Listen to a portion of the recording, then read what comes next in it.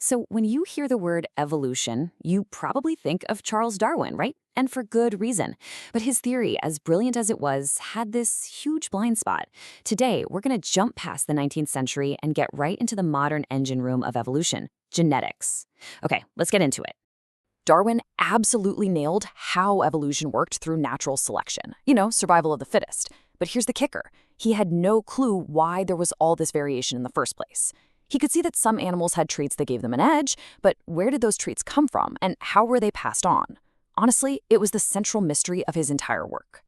But fast forward to today, and guess what? We have the answer. We've totally shifted our perspective from just looking at one animal at a time to analyzing the genetics of entire populations. The real key to understanding evolution now is to think less about a single organism and more about its whole community's collection of genes. And that brings us to this really crucial idea, the gene pool.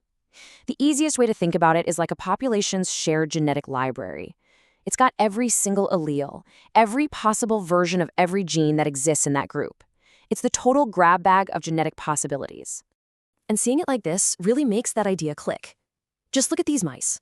You've got some with black fur, some with brown fur.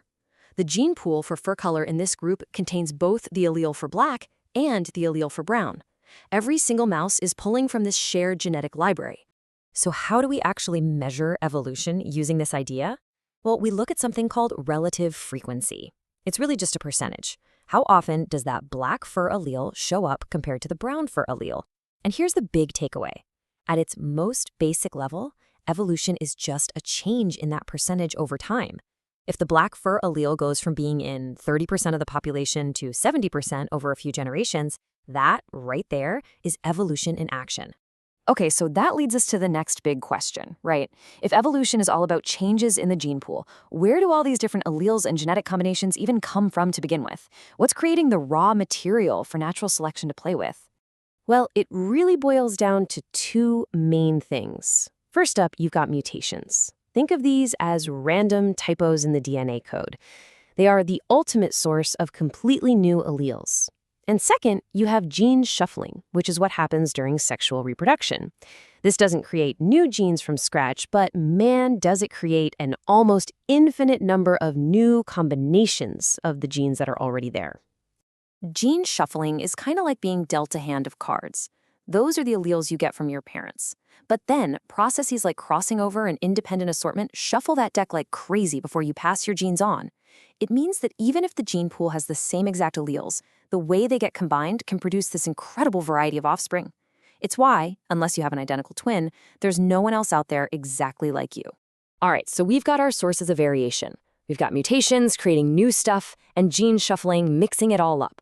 But how does the environment actually pick which of those variations get to become more common?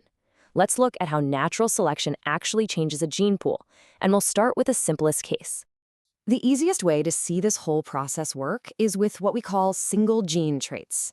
These are the straightforward either-or characteristics, like having a widow's peak or not. They're controlled by just one gene, so you only get 2 or 3 distinct outcomes. This makes it super simple to track how the frequency of an allele changes. And the absolute classic example of this is the peppered moth in England. Before the Industrial Revolution, most trees were covered in light-colored lichen, so light-colored moths were perfectly camouflaged. The allele for light color was obviously super common. But then, pollution from factories covered the trees in dark soot. All of a sudden, the dark moths were the ones who were hidden. And bam, the relative frequency of that dark color allele just skyrocketed. It was a visible, super fast change in the gene pool, all driven by a change in the environment. But of course, life is rarely that simple. Most traits, think about human height or skin color, are what we call polygenic. They're controlled by a bunch of genes working together. And this gives you a whole continuous range of possibilities, which, when you graph it out, usually looks like a bell curve. This complexity means natural selection can act in much more subtle ways. So the first way selection can act on these traits is called stabilizing selection. In this case, nature favors the average Joe. The individuals right there in the middle of the curve have the best chance of survival, and the extremes on either end are selected against. Human birth weight is a perfect example. Babies that are too small or too large tend to have more problems. The end result? This type of selection actually makes the population more uniform, narrowing that bell curve. Next up, we have directional selection. This is exactly what we saw with the peppered moths. This is when individuals at one end of the curve suddenly have a huge advantage. What happens? The whole curve starts to shift in that direction over generations. So if being bigger gives a species an advantage, the average size of the whole population will start to increase. And finally, there's disruptive selection, which is probably the most dramatic of the three. Here, for some reason, it's bad to be average. Individuals at both ends of the extreme have a higher fitness, and the ones in the middle are selected against. Imagine birds in a place that only has really big, tough seeds or really tiny, soft seeds. Birds with huge beaks and birds with tiny beaks would thrive, but the medium-beaked birds would be out of luck. This can actually push the population to split into two different groups. So when you put it all together, you've got random mutations, this constant reshuffling of genes, and all these different pressures from the environment, you get a process that is just constant change. And that leaves us with a pretty big question to think about. If the gene pool is always in flux, always adapting to a world that's also always changing, is there really such a thing as a finished product? Or is evolution just a journey that never ever ends?